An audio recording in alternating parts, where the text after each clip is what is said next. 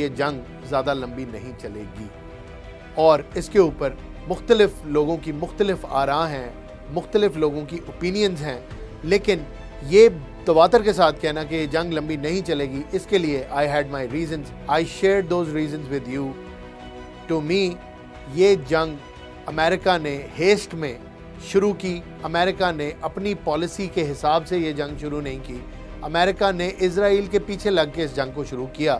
امریکہ اسرائیل کا جو ایجنڈا ہے اس کو پرسیو کرتا رہا رادر دین امریکہ فرسٹ کرتا، اسرائیل فرسٹ کرتا ہوا نظر آیا۔ اس کی نشاندہی عباس عراقچی صاحب جو فارن منسٹر ہیں ایران کے، انہوں نے بھی کی اور بڑا ان کا ایپٹ اور رائٹ انالیسس تھا، اس سے میں ٹوٹلی ایگری کرتا ہوں۔ ساتھ ہی ساتھ میں نے آپ کو یہ بھی بتایا کہ ایران بیک ڈاؤن نہیں کرے گا۔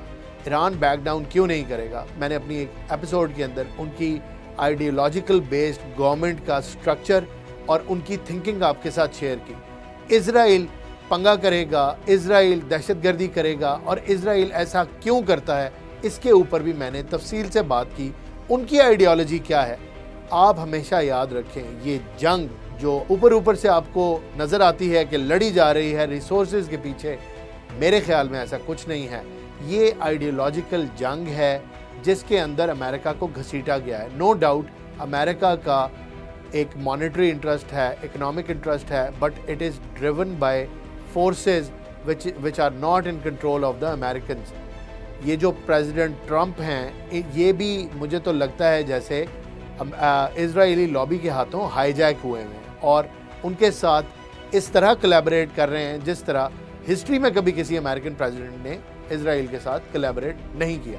بہرحال یہ جنگ امریکہ کی طرف سے اشارہ دیا گیا کہ امریکہ اس جنگ کو ختم کرنا چاہتا ہے۔ وہی والی بات جو میں نے آپ سے پہلے کی تھی کہ اپنی وکٹری ڈکلیئر کریں گے، بتائیں گے ہم نے نیوی ختم کر دی، جیسے پہلے انہوں نے نیوکلیئر سائٹس کو تباہ کر کے ایران کی نیوکلیئر کیپیبلٹی ختم کر دی تھی، ڈکلیئر کر دیا تھا۔ none other than the president himself came onto the television and told the world کہ ایران کے پاس اب نیوکلیئر کیپیبلٹی نہیں ہے۔ یہ ڈیکلیریشن دے کے 12 ڈے وار کا اختتام ہوا اور جنگ بند ہو گئی۔ لیکن اس جنگ سے اسرائیل نے کچھ لیسنز لرن کیے۔ وہ لیسنز کیا تھے؟ وہ یہ تھے کہ ایران ایک بہت بڑا خطرہ ہے، جتنا بڑا خطرہ وہ سوچ رہے تھے اس سے کہیں زیادہ بڑا خطرہ ہے۔ Reviewing and knowing the capability of the Iranians during those 12 days, Israel decided to attack Iran again۔ اور اس کے لیے پہلی دفعہ بھی ٹاکس ہو رہی تھیں، آپ کو یاد ہوگا، اور ان ٹاکس کو اسرائیل نے سیبوٹاج کر لیا۔ وہ ٹاکس ہو رہی تھیں قطر کے اندر، اور اچانک وہ ٹاکس ختم ہوئی اور امریکہ جنگ کا حصہ بن گیا۔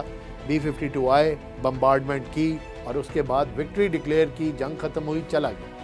سیکنڈ ٹائم اراؤنڈ جنیوا کے اندر ٹاکس ہو رہی تھیں، پیش رفت ہو رہی تھی، اور یہ بتایا جا رہا تھا کہ ایران کوآپریٹ کر رہا ہے، جو کہ ایران بائی دا وے ہمیشہ سے international atomic energy agency IAEA کے ساتھ ہمیشہ کوآپریٹ کرتا رہا ہے۔ It is the only country which has opened its gates for the inspectors of the IAEA to inspect their nuclear program without any hassle, without any hitch, without any hindrance۔